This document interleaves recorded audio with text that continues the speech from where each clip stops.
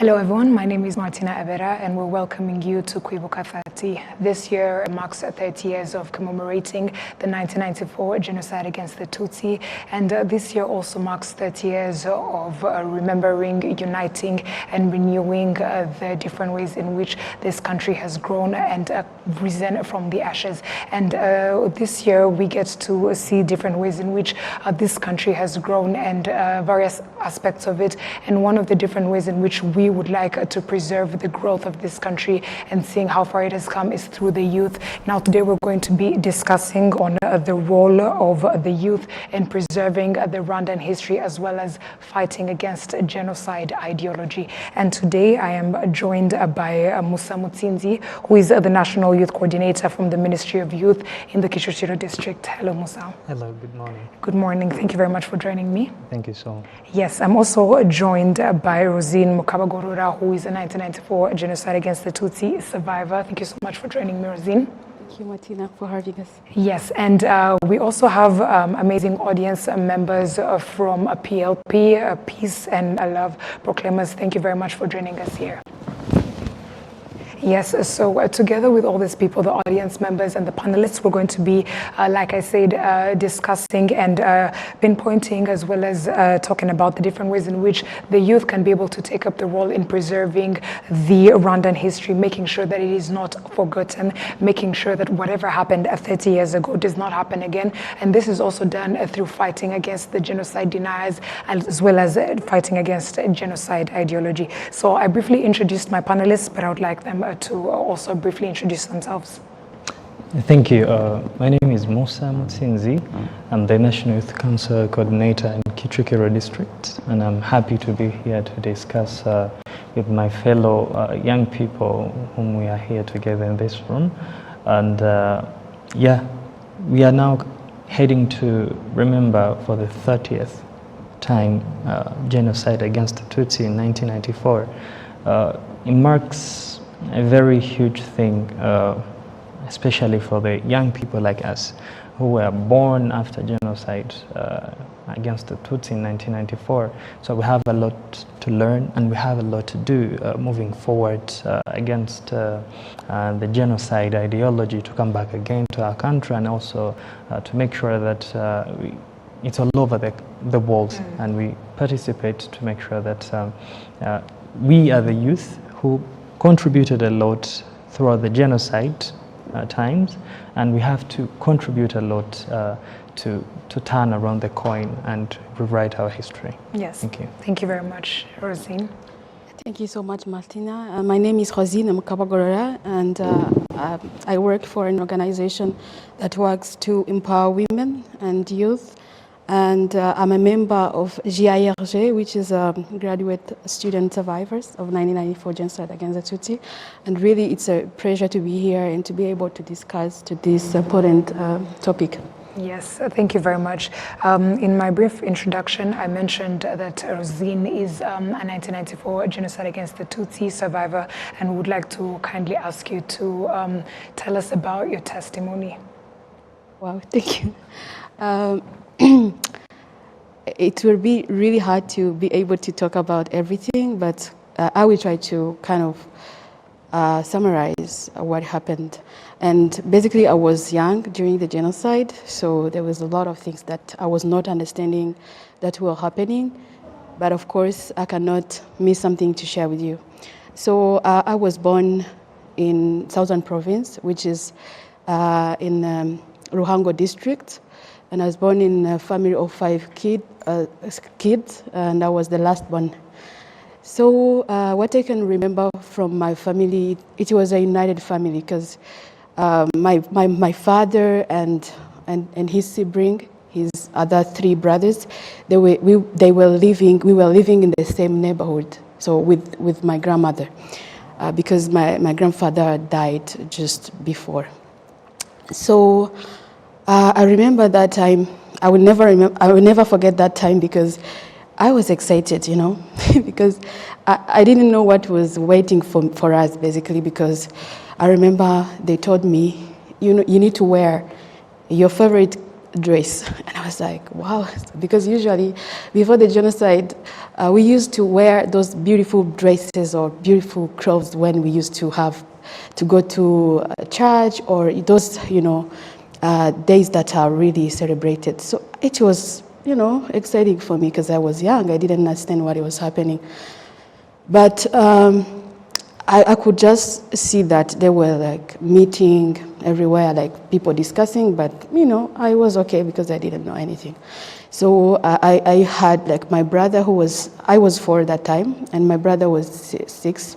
And we were too excited, like, we're going to celebrate something. So I don't remember basically the faces of my father or my mother, but what I remember, and I have been asking my sisters, my older sisters, to tell me what was happening, is that my mother decided that we are not going to go in the same way, because if we go in one way, they could kill us all. So she decided to separate us, and I had to go with my older sister, the firstborn of our family, and we went separate ways. And because my mother was thinking that basically we will survive, at least if they kill some, others will survive. So we took the road. I remember that one. I remember for sure that we were running, and then the neighbors started shouting like, "Those are stop them! They're running!" Kind of those kind of words. And then my sister told me, "Just run. If I told you to run, just run." So I was okay with running, and then I ran, and I remember we reached in the valley, and in that valley there was that was my first time to see the white bird, the dove, So, and I want to show you how much I was really innocent. I didn't know what was happening. And I told my sister, can you go and catch for me one bird? Because they're so beautiful. It was my first time to see them. And then my sister looked at me and was like, they will kill us if we don't continue to run. I was like, why? Why do they kill us? What did we do for them? And then my sister, of course, could not explain to me they were going to kill us because of who we are. It was not making a sense to a young kid. But we continued running, and our destination was to one of our family member who were married to a soldier who was part of the regime at that time. So we went there because we were thinking that nobody knows us. Basically, that's the idea behind that. Because basically, they used to kill people because maybe they know you. But because I was young, my mother was thinking like nobody will recognize me because it's another place. Nobody will know that for sure that I'm attacked. So we went to that place, and when we reached there, there was like many people, like many families, because they were thinking it's a safe space. It's a safe place, basically. So we lived there, and life there was not easier. We could just spend the day and then the night in the bushes, just hiding, because the militias in Terhamwe, they could just come to search our house. So that time, I didn't know anything, but at least I have learned that things are not the same, You need to hide. I remember one day, the militias came to that house, and then that lady just said that myself and other kids were not Rwandans. They used to tease me after the genocide that I am a Congolese, because that lady said that, this is the Congolese friend who came just for the holidays. So we lived there for some time, and eating was not easier. You can imagine that life. So after a certain time, the people in the area, they have to learn that, there are some Tutsis who were hiding in that house, and then they planned that they will come to kill us. So we have to move from that place. So in that time, as I told you, I was with my old sister, so we have been separated. So we separated because my sister had to go to another place, and to reach to that place, they had to cross the river. And it was really hard because the bridge was not well constructed, and it could have been a problem for a young kid to cross that bridge. So my sister decided that, and other parent, by the way, because we were many kids there, that the kids were going to stay and then they will come back for us. So I remember that for sure because I was not happy about that decision. And my sister told me, you know, I will come back for you. And I was okay with that, and I was just waiting for her to come back to me, to get me back. So we lived there. Unfortunately, my sister never came back because the genocide started becoming strong, and there was no way she could come back to take me. So I stayed there with other kids. So I remember we were like 5 kids. And also there was a newborn of that woman, you know, the woman I told you who had a husband who is a soldier. So we lived there for some time, continuously hiding. And just to cut the story short, it was a time when the RPA in Otanyi came in the area that we were in. And then they called us like people need to go to there was a playground where people need to meet, and then we went there. That's where we met the Inhotanyi, and then they told us, you don't have to worry. They asked us where were your parents. We said we don't know, and then they told us that everything is going to be okay, and then they took us to a camp, a refugee camp, where we went and stayed. And that refugee camp, many children, because we were many kids, basically, many kids died because of different diseases, and also we were near the river, so many kids could just go in the river and just go there and just die in that river. So it was not kind of easy, but at least we had like, you know, hope that everything is going to be okay. So because of the Inhotanyi, they helped us to go to an orphanage in Nyamata, and then I stayed there. So after the genocide, just to be quick, after the genocide, my sisters, you know, they ran on their own way, and then they were able to meet again. But my father has been killed, and my mother was, she died, and also the siblings of my father also have been killed, their wives, and my grandmother as well. So we stayed as children. So my sister, who was like 16 years, the firstborn was like 18 years. So they came to pick me to the orphanage, and then we went, and then we started living together after the genocide. And we were also lucky to have, like I can call him like a father of my grandfather who helped us. And unfortunately, after a short time, he died, that man. So after him dying, the life became really hard. So that's when really I started then feeling the consequences of genocide. Then I started questioning, like, where is my mother? Where is my father? Because now I grow up and I could understand things. So it came a time I went to, we decided to go to an orphanage in Southern. It is called Kibondo Wihogora in Southern in Butare. And then we stayed there for some time, and my older sister, who is my hero, she just went to school, she studied, and then came to pick us from the orphanage, and then we started to live together. So to kind of conclude my testimony, there were a lot of things that helped me to, you know, to be healed and to feel empowered and have hope again. So throughout those things, when I joined the high school, I was able to join ILG, which was the Association for Student Survivors. And in that ILG, we had like family, where we have mother, father. So it's kind of having a sense of family once again. So it has been really a healing tool for us, not for me only, and for other survivors. And I have been able to study thanks to the government who paid for my studies.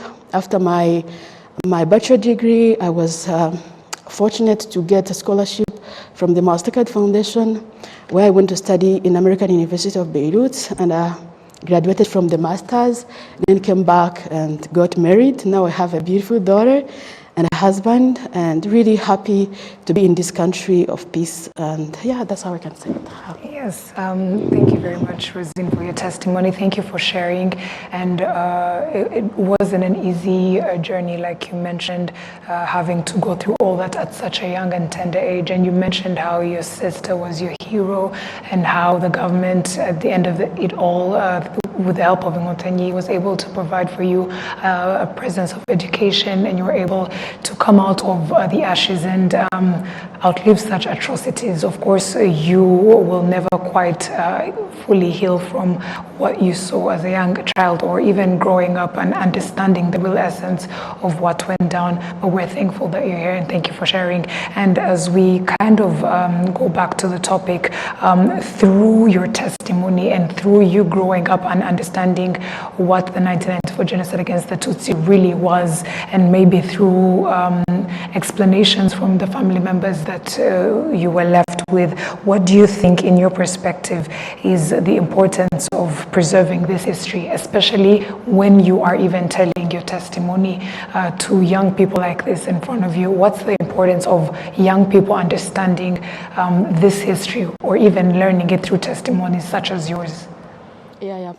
Thank you so much, Martina. There is a quote from His Excellency that says that we cannot turn back the clock, nor we can undo the harm caused, but we have the power to change, to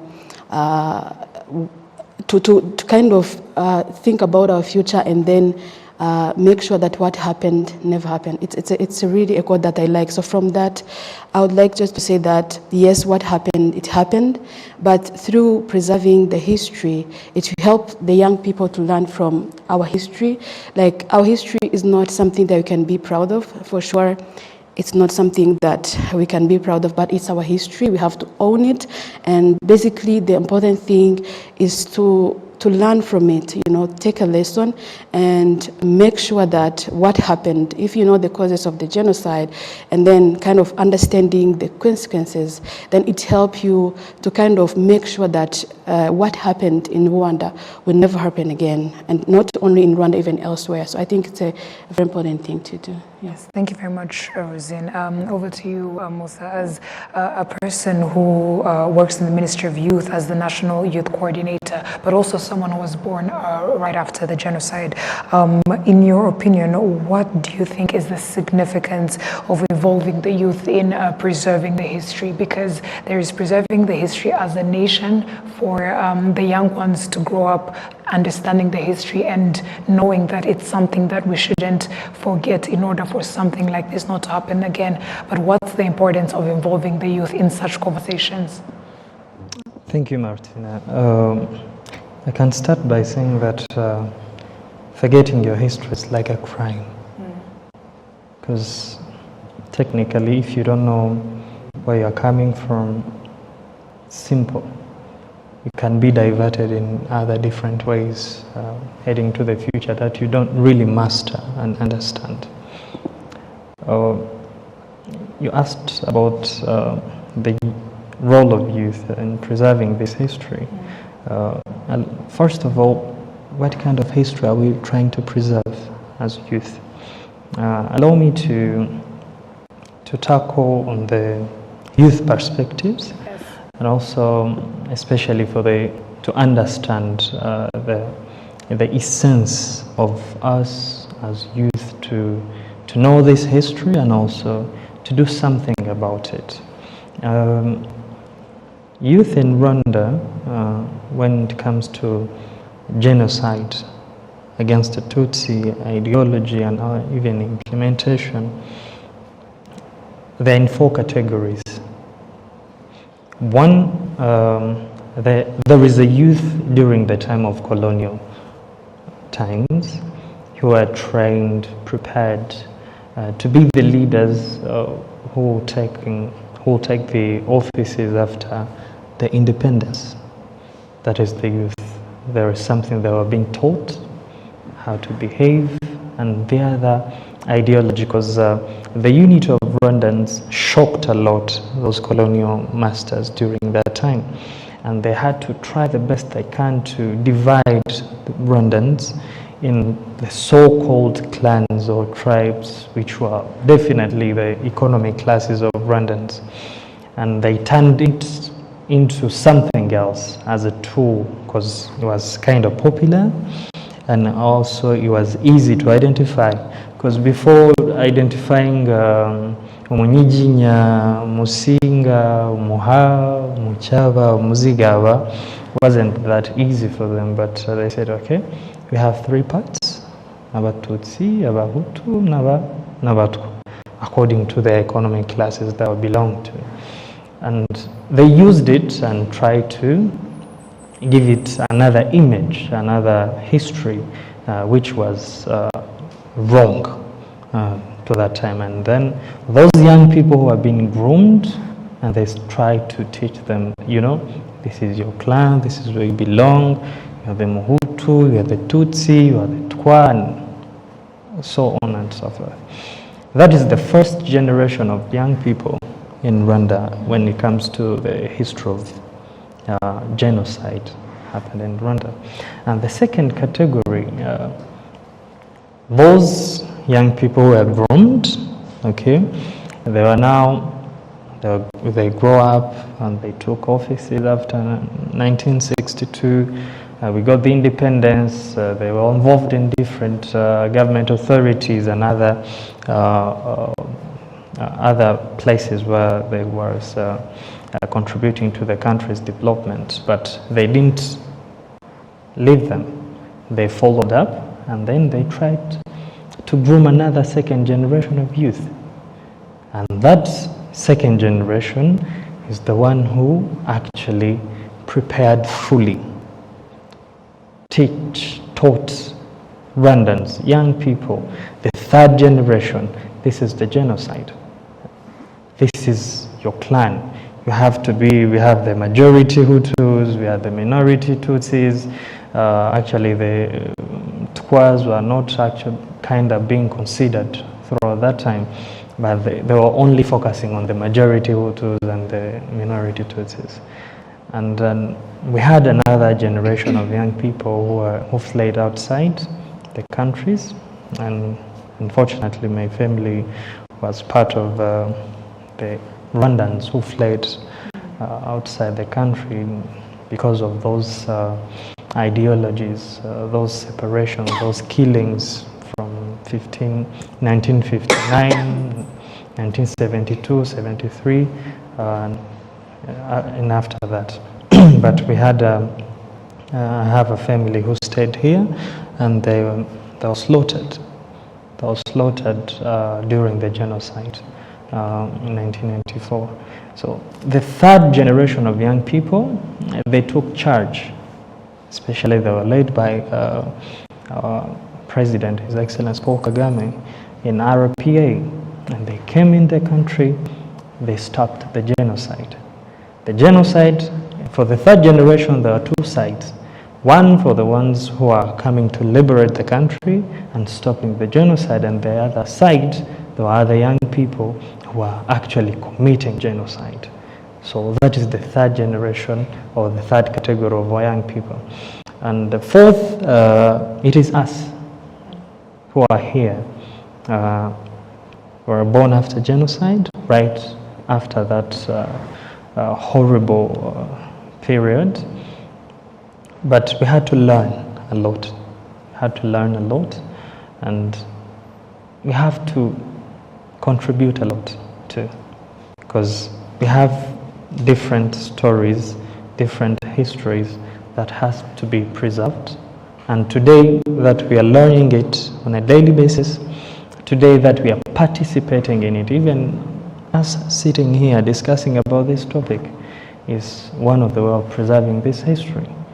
Yes, it is quite shameful history for our young people, for this third generation who committed genocide. But we have another story, which is a good story, a proud story of the third generation who stopped the genocide. And they were young, and they were committed, and they loved the people, the Rwandans also, they loved the country, and they had a hope for the future. So having a hope for the future, it includes us immediately, because there is no hope for this country if you are not here, if you are not sober, if you are not committed, if we don't know exactly what we want to do and where we are heading. So preserving the history I see it in two types. First is to learn. We learn our history in diverse ways. We participate in these beautiful talks like this.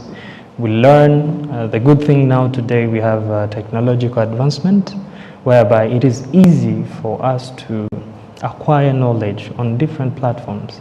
It is easy for us to interact with people who can share with us this kind of touching testimonies like this. We learn from it, and we get to have the idea of what happened actually, and what should be done moving forward. That is one. Another second thing to preserve this history is to act. We have learned, we have acquired knowledge, skills, and the good thing, we are in the country that is safer now, that is encouraging young people to take lead, young people to take action towards making their life better, and also even the community that they are living in, which goes up to the country. And also, we are lucky enough that our country now is worldwide. Young people are very open to go across the globe, acquire knowledge, work, participate, and contribute and share this history that we have as Rwandans, which made us stronger and stronger today to be able to come up with this beautiful country that we have today. So it shouldn't be stopping by learning and taking lessons from it. We should continue by acting, for the purpose of sustaining what we have today, and for the purpose of saying that we can never go back again. We have to say never again to genocide, and we have to fight genocide ideology, whether in the country and even also outside the country, because we have genocide deniers. We have them in the country, and we have them outside the country. We should be able, and we should be courageous and tough enough to first have learned, and those history that we have learned from different, we have several memorial sites, we have books, we have internet today. We use it to make sure that we are spreading out the correct information, the correct message. It is so shameful when you see on Twitter, Facebook, Instagram, just people are trying to tarnish our history as they pleased. They're using the false information, wrong information, and we just sit here and we look at it. We don't do anything about it. So preserving the history is acting towards the negativists who are trying to create another image of our history with the purpose of tarnishing it or also denying it. We have to make sure that we are spreading out the right message, the correct information, because we are in the country, and also we have access to information, the correct information. So it is an act, it is a call for the fourth category of young generation to make sure that we prevent going back again, and also we act on preserving our history, because our history is who we are, and we can never deny it, because we are Rwandans and we have to accept it as it is. But the lessons learned from it have to be the shield that can protect us from the outside deniers and from the outside things that can take us back or making us completely forget our history. Because if we forget our history, I started saying that forgetting our history for me is like a crime. So we have to make sure that we don't fall in that crime. Thank you. Thank you very much, Musa, for a bit of a history lesson, and also giving us the significance of remembering as well as preserving the history. The word youth continues to come about because the youth played a huge role in not only planning but also the execution, but the youth also contributed in liberating the country. And the youth of today are the ones who grew up in the era of building this nation, remembering and understanding the significance of unity. So, Rosine, I would like to ask you, how do you believe the youth can be able to play an active role in one, memory preservation, but also fighting against these deniers that we are talking about? Musa also talked about it briefly, but also the people who continue to bring about genocide ideology, especially in an era where there's a lot of technology, social media, and different ways in which you can spread false information. So in your opinion, how do you think the youth can actively fight against that, especially those who might have grown up after the genocide or who don't have enough access to that information? Yeah, thank you so much. First of all, I want to say that young people who were born after the genocide, they're so privileged, and it's an opportunity that they don't have to take for granted. So because you were born in a country where nobody has to, discriminate you because of who you are, so you have the potential to achieve your dreams, basically. So your role as active role, it's starting with education, as you mentioned. Like education, basically youth need to start by educating themselves, getting knowledge about the genocide and the causes, as I mentioned earlier, understanding the consequences, so that they have a full knowledge about what happened in our country. And secondly, they can really preserve the memory through literature and art. Youth are good at art. You can write books. You can do films. You can do songs. A lot of things that are kind of youth friendly, so that you can engage other youth. And another thing is kind of also challenging the denial and revisionism. So kind of trying to use technology, as Martina said, because the youth are at the forefront of the technology, using technology and social media. I know for sure everybody here has maybe an account on Instagram, Twitter, Facebook, anything like that. At least you can have 100 followers. So it's a platform for you to use it to preserve the memory, and as well as really also fight against the ideology and all those also deniers who denies the genocide. Because the deniers, what they want to do is, because most of the deniers are those people who are perpetrators, or even the friends, or even the family members, because they don't want to take that responsibility that they played in the genocide. So as young people, we don't need to go in that line. So don't think there is anybody else who is going to do that. Start. So because we are not going to be all leaders, basically, we are not going to be, it won't be possible. But as young people who have vision, who have grown in a country where we are being given opportunity to speak, opportunity to grow and prosper, it's very important for us to use any opportunity that you have. You can start with your family, and also, as I mentioned, use your social media to fight against the deniers, the people who want to reverse our history, because that's our history, and we have to fight against that. And with that, it will help us not go back to where our country were. And for sure, I am sure that you all really need to continue in this country where everybody is welcomed, is also allowed to dream something, and also playing a role in the development of the country. Don't think I am still young, I cannot do anything. Remember the young people, a large number of the people who liberated the country, RPA Motani, it was a large number, 90%, if I am not wrong, or even 95%, they were young people, which means that we have, yes, the example of the young people who have been used to be wrong, to be bad, to kill in the genocide, but also we have a good example of young people who decided to give their life, who deserve to fight for liberating the country. And also we have young people of today.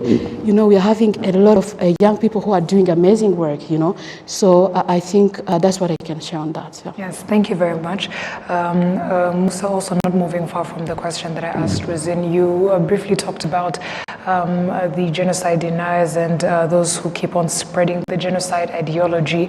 As a person who works in the Ministry of Youth, you work with or provide for youth so many different activities. But in today's world, there's a lot of distraction in terms of social media, and that is where the deniers use that opportunity to spread that information and also keep spreading that genocide ideology and tarnish the works that different people from all walks of the country have fought for to be able to rise this country from the ashes, from the atrocities that took place 30 years ago. How can the youth be able to fight against those fellow youth who use the social media or whatever means necessary to make sure that what this country fought for is not recognized or is not brought into significance? Yes, thank you, Martina, for the good question. And actually, it is a very good, challenging question. Yeah, because in our several gatherings in the youth coordinations, we always ask ourselves, what can we do? What can be done? Our parents fought a war of guns, and it was a very terrible war to liberate this country. But I would like to ask my colleagues that are here, if they forced such kind of war, what are we fighting for today? Which kind of war that we are fighting today? That's a very serious question, but I can share some light on it. I started by saying that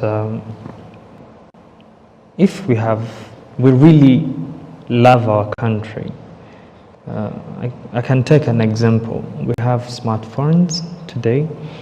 We know the value of having that smartphone, communication, study, education, business support, and everything that we are engaged in. What if today someone comes and say, you see, this your phone is not really so good. Or saying that your phone is iPhone and someone is saying that this phone is Samsung, just to undermine you. Or sorry, I'm not talking about the brands, it's just an example. It's just an example. Or someone saying that this is Techno and you're very sure that you have an iPhone model or an iPhone telephone. So how can you feel about it? First of all, feel sort of being attacked. So I want young people to feel attacked. We are on social media world today. We are under attack by the genocide perpetrators, genocide deniers, and actually it has taken another level whereby even our neighboring countries are now getting involved in that, which means our war is going bigger and bigger every day, but we are not doing anything about it. We had an opportunity to go to the beautiful schools. We know French, English, Swahili, and other sort of languages that can be used as a tool to really talk about what is really happening in Rwanda. In Rwanda, we are really at peace. We are developing on a daily basis. Each and everyone is taking charge to make sure that in this fast-running development of my country, where am I standing? And for example, you have started your own businesses running beautifully, and someone is coming trying to distract you and take you astray. So what can you do? That could be the question that we could be asking ourselves. Our parents fought a real war, a real serious war. And today, our social media war is now, we are very weak. To some extent, you find even our parents are coming back again, are coming back there. They didn't have a chance that we have today to have this advanced school, to have this knowledge and skills on this technological advancement. But for us, that is our life. But we are not really supporting them. We are not really helping our country. If someone just woke up in the morning because we have 8,000 followers just in the morning saying Rwanda is killing, what hits your mind by just looking at that poster? And you find people in the street protesting that Rwanda is killing. Are we really killing? For sure. So if we take these kind of things lightly, it's going to affect the fifth generation, right? It's going to affect the fifth generation. So what are we doing for our children who are yet to be born, right? What are we doing for our country to sustain what we have today? It will be so shameful if our parents have fought a very huge struggle to have this country that we have, and then we are just sitting, enjoying it without contributing on it. So it is a quest for us. Yes, we have skills, we have these tools that can be used, and a very serious thing, we have a source of information which are correct.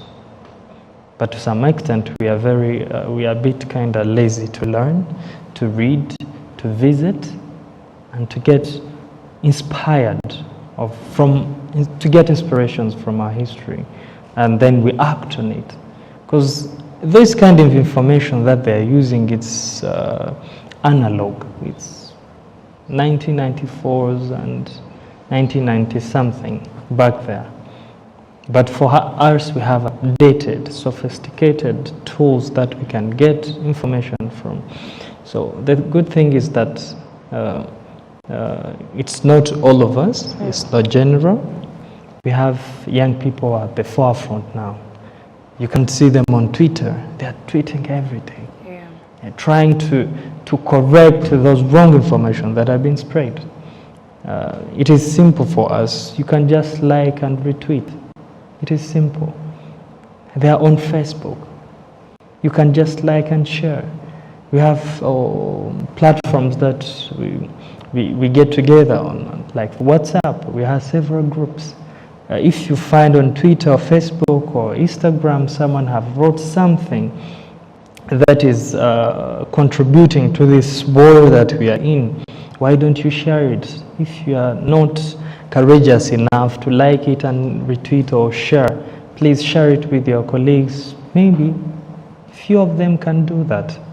So it is very shameful to find that someone who is tweeting good information, information that are bringing back people, that reflecting to our history, who we were united as Rwandans, now one person, one people, right? But we just look at it and keep on scrolling. That is one. The second thing is that young people have been exposed to creative arts. Right? We have been exposed to creative arts.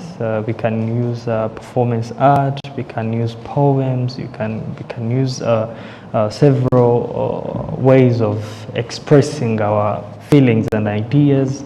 And the platforms are open. We have YouTube. We have several platforms, and of course, we have in the country there are several activities that welcomes youth to perform and participate and share the good message that is needed to strengthen the unity of our Rwandans, our fellow Rwandans. So it is our quest as young people to make sure that we fight against, on a serious note, we fight against these genocide deniers, even these family members of genocide perpetrators.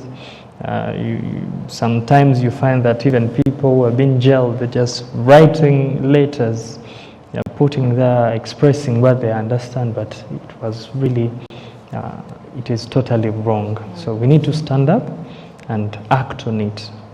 Yes. Yeah, thank you very much. I really do believe, and I think my fellow youth agree as well, it's our responsibility to take it upon ourselves to fight our own fight, because our forefathers fought a different fight in 1994 to liberate this country. So it's also our turn to fight another fight in order for us to make sure that we protect what they fought for. So I would like to give this opportunity to the peace and love proclaimers who are with us in the audience. If you have any question, feel free to ask any of these panelists. I'm sure they'll be delighted to ask. It's your time to quench your inquisitive thirst, and just it's an opportunity to learn. So this is your moment. Thank you. Getting an opportunity like this and get to learn our history really shapes our life as a young generation. And we do promise you, sir, that we do remember that it is our responsibility to be a part and get to learn a lot about our history and get to comfort those who were there at those times. And my question goes to Madam Roseanne. Growing up at those hard times as a young kid, a young child, and what you did experience, what you experienced at those hard times, how did you manage to keep growing up and then face what you really experienced at those hard times and become a lovely mom we see at this time? Thank you very much. It was not easy, to be honest, but again, at our time, after the genocide, it was like a uniform. You could just go. It was surprising to see somebody who have both parents. Basically, it was like something that you can assume that everybody, all the people are orphans, because it was catastrophic. So, but one of the things that helped me is a kind of being empathetic, trying to think about others more than myself. So as I mentioned in my testimony, I joined IRG, which is Association of Student Survivors. And in IRG, we had different feral survivors. Some of the survivors didn't even have any sibling and anybody. So that taught me that there is something that I can be, grateful for. At least I have my sisters there whom I can just go to. And in ILJ, I found out that it's my responsibility to help others. So taking responsibility, because in ILJ we have the family figure, where we have a mother, father, and then children. So I think when I joined, I became the mother at the age of 17, and that gave me a large responsibility to think about others more than myself, kind of thinking okay, I went through this. Yeah, what happened, but what can I do? What can I do for others? Kind of thinking more about others than yourself, because at the end of the day, in our time, we didn't have any other choice. We didn't even get a chance to cry. I kind of remember that I'm an orphan when I went to study abroad. And then I reached in the community where almost everybody has parents, and then it was surprising to see that. That's when I could go back and I'm oh, so that's me, I am an orphan. So it's kind of, that community that we've grown up, we didn't have that chance, that time to cry, unless if you want, you don't want to go in front. So what we decided, and thanks to the government, because our president always used to say that we have to use the challenges that we have, use them as an opportunity. So we don't have to be thinking hey, I'm crying all my life because I'm an orphan. No, I have to see what is available. And what was available was education. So the government gave me education, and I took it as a tool to study, to empower myself, and make sure that at the end of the day, I become as a change maker in my country and play a role in the development. So I think, and also having a good government, I mentioned it so many times, because I felt okay, yes, we had a story which was hard, but there is hope. At least I can see that even if I'm going to be a mother one day, I will be sure that my baby will not going to go through what I went through. So it was like kind of hope, and yeah. Thank you very much, Rosine. Yes, thank you. My name is Mans Galvin, and I had a question to our sir, our leader today. I had like 2 questions.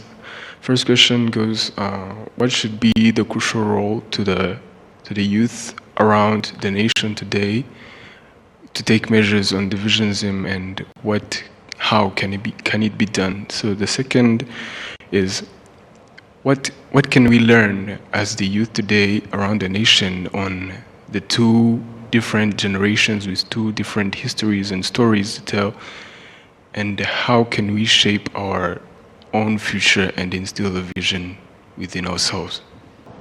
You asked about what is the crucial role of our young people in this sequence.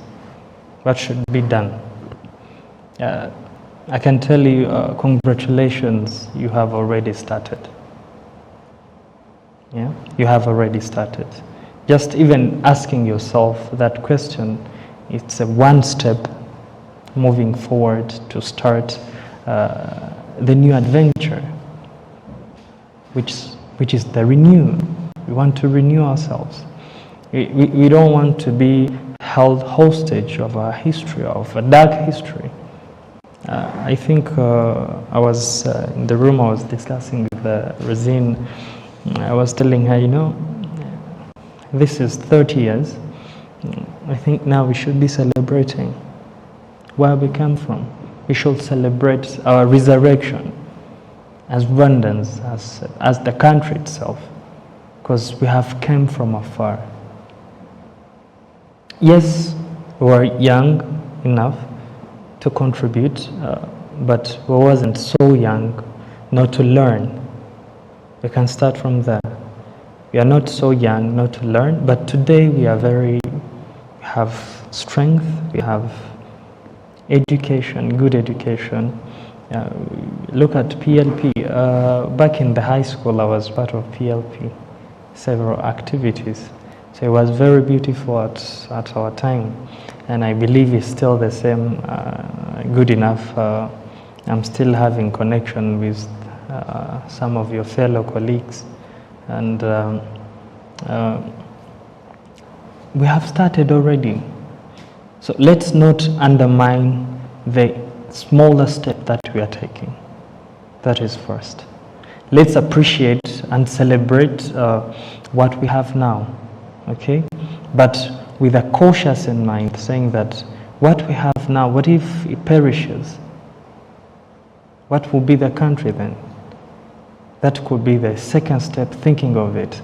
So we have a very huge task on our generation, because we have the first struggle to sustain what our parents have now achieved. And also we have a second struggle of recreating or renovating what we currently have. We have a vision, we had Vision 2020 during the primary school. It was very brilliant. We could go on the internet, look at the master plan and everything, it was like a dream. But today we are in 2024, 4 years after 2020. Look at where we are now. Now we have 2050. So what are we doing to make sure that this 2050 is really realized? It doesn't really necessary to be perfect, to be 100%, but at least let it be 85 and above. So that could be our target. We have to learn on hardcore. We have to act and use the knowledge that we have first to fight against these genocide deniers that are outside. And even we still have them in the country. Soon we are going to start the week of commemoration, which will proceed for 100 days. But I'm very certain we are going to face several incidences of people who are still back there, Who doesn't want to change? So let's be the ambassador of change, and also we use the little we have today to create the bigger that we need. Yes, please remember the second question. The second question was, what can we learn from the different generations with different stories that you talked about today? Yes. I remember I talked about 4 categories, and we are the 4th generation, hoping to have the better 5th generation than us. But remember, the 3rd generation had 2 sides. One was the one engaging in the genocide activities, and the second was the generation which was actually fighting against genocide, which eventually they came to be successful and stopped the genocide. We have a lot to learn from them. One which is very essential, my colleague Rosine talked about it, they were very young than us today, but they were courageous. They had the country on their heart, and they had a reason. They had the reason to sacrifice their lives for this country that we have today. And for us, we have millions of reasons to learn from them. They were young, courageous, brave, and some of them lost their lives, right? So that patriotic heart they had, it is, I can just say, this is the key for everything. If you have your country on your heart, you really love it, you care for it, I'm pretty sure that you are ready even to sacrifice your life for this country. Yes. Thank you. Thank you. My name is RwandaTV Oregon, and I'm among the PLP members. So I had the question for Madame Lozine. There are actually 2 questions. The first question is, like, as a genocide survivor, you told us that genocide happened when you were still young. You were, I cannot say you were youth, but you saw what happened exactly. So I want you to give us, like, a piece of advice to someone who is still surviving, or who is still healing from the scars of the genocide. Because we are also, we talked about the problems we are facing nowadays, but we also have mental health. So there are some survivors who are fighting with the mental health according to what happened in 1994, and I want you to give us an advice. The second question is, what can you tell us as we, the 4th generation, to proceed, to fight? What kind of advice can you tell us to continue the fight for ensuring that our country will never go back where it came from? Thank you. The name? RwandaTV Oregon. Olga? Yes. Okay, thank you so much. The first question, it's very, really important that you raise that, because till now we are having like survivors who are facing the mental health issues, and it's very important that we tackle that as well. So your role, or our role, is just to kind of be tolerant. That's number one. Just be understanding. It has been 30 years, but yes, we are still in the process of healing. And kind of, some of you, you were born, all of you, you were born after the genocide. Maybe your parent went through that. So all you have to do is just kind of be understanding, and just kind of acknowledge that it's a process. Healing takes process. And also, as in, like, trying to kind of praying your Lord as youth in fighting against the ideology of genocide, because sometimes one of the causes of the traumas is kind of seeing those deniers as well. Like, some people are reversing your story. Sometimes it can take you back to those moments. So what we have to do, we have to play our role as young people, trying to make sure that we preserve our memory, trying to kind of participate in the commemoration, being with the survivors, with the other Rwandans who are struggling, with the history, kind of being them, just take their hands, just showing them love that we are with them. That's one of the role that youth can play. And also, kind of, as I mentioned earlier, trying to raise awareness about that, because in our society still, mental health is not something that you can say it is developed. So kind of also make awareness that it is still here and we need also to tackle that. So for your second question, I think what you have to do is that you need to think that you have the two choices. So you can choose to do right thing, or you can choose to do wrong thing, based on the experience of the generation that we mentioned here. So what you have to do, just make sure that instead of hating, choose loving. Instead of discrimination, choose unite. Being united and choosing oneness. Trying to, now we are talking about the country where we are talking about Ndumunya Rwanda. I am Rwandan, oneness, That's something that we need to focus on, just to make sure that what happened will never happen. And as I mentioned earlier, it's all of us responsibility. Let's take, if you clean in front of your house and everybody do that, the whole country will be clean. So don't wait for being a group to make a difference, just start with yourself. Start by doing a paradigm shift in the mind, just having a kind of a goal that I have to fight against the ideology of genocide. I don't want to see this happen again. I think if all of us have that mindset, then it will, for sure, it will not happen again. Yeah. Thank you, Rosine. Because of time, let's have one more question from a female. My name's Kanha Samira. I'm also from Peace and Love Proclaimers. And my question goes like this. So we are glad that we have you too, like you're a survivor and you work in the Ministry of the Youth. So we have a problem whereby our parents or other kids that used to be friends have their parents that are affected, like they're victims of the genocide against the Tutsi. So some of the youth that we are together are also relying on their parents, they feel involved. Some of the parents that didn't move on. So I want you to tell us what you can be telling the youth that feel like they have to be they're the victims. They feel like they're the victims instead of fighting for reuniting, to reunite everyone.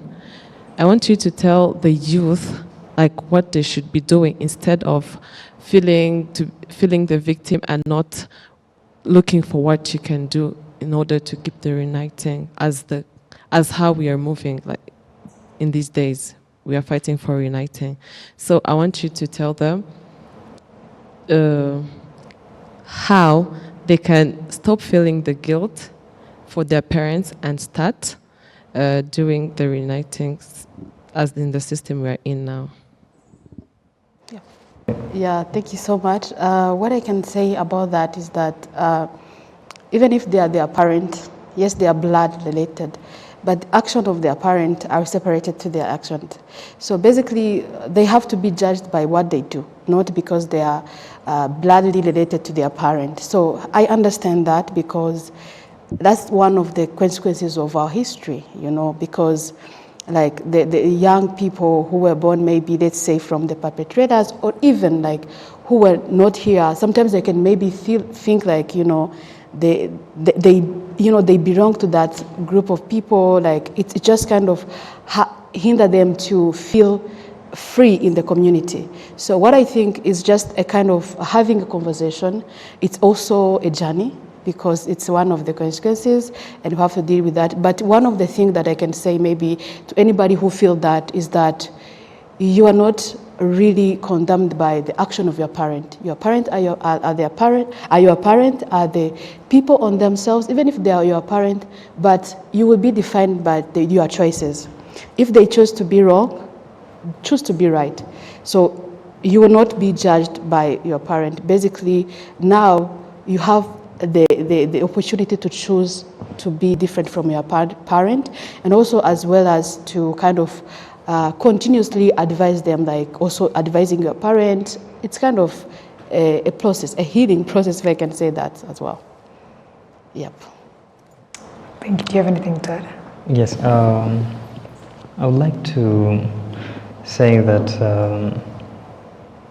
yes, it happens. It happens. For example, in our Rwandan culture, we have even different saying that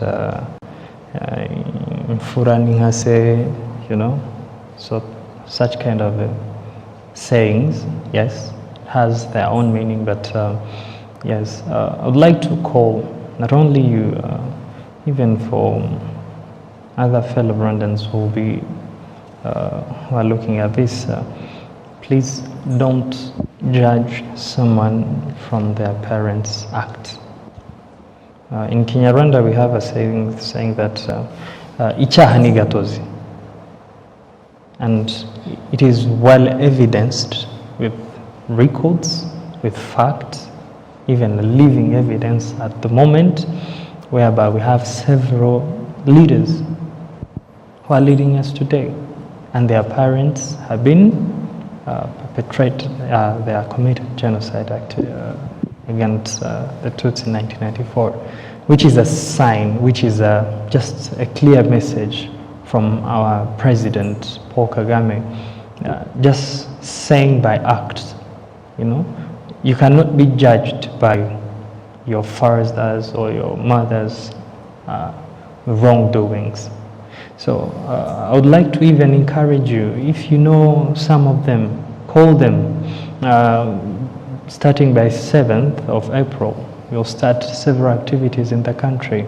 Call them at Mudugudu, where there is a commemoration event in Mudugudu. Call them, please come, join us.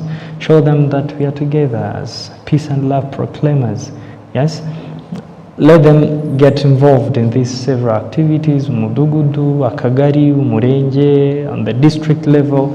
There will be, in these 100 days that we are going to enter, there will be several activities that you should be inviting them to come. Show them that we are together. Showing them that you are you, and you are going to be judged by your acts, by your deeds, whether it is right or wrong. But I beg you to choose the right side, not to be on the wrong side of some of the parents who choose the wrong line of activities. Yeah. Thank you. Thank you very much, Musa. We have run out of time, unfortunately, but you can be able to approach these individuals for more clarification or for you to be able to get the answers to your questions. I would like to close off by asking them just briefly a few closing remarks, a few words that you can say as we enter the commemoration period, maybe to the youth or anyone else who is watching. We can start with you. Thank you, Martina.